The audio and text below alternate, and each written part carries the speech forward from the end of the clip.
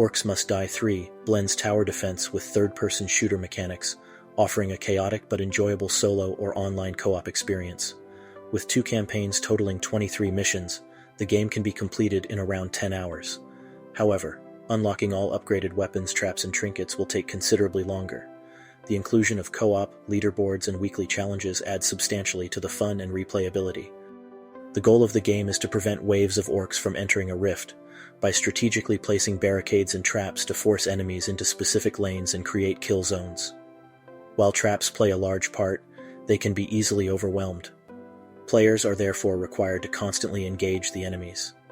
Direct combat is also tactical, however, whether you're thinning out groups of small enemies, targeting priority threats, or using crowd control and elemental effects to offset trap weaknesses.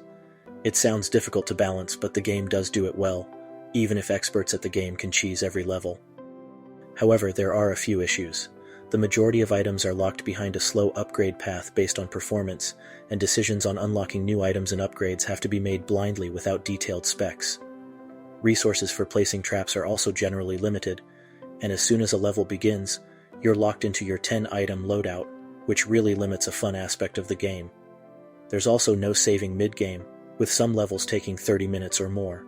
The characters too are lackluster, and the story goes absolutely nowhere. Overall, it doesn't deviate much from the previous games in the series, but it is still a very solid and tactical tower defense game, even if it leans more towards an action game with the constant shooting and running required. Thank you for watching. I hope you found this video useful, and remember, your time matters, so try to spend it wisely.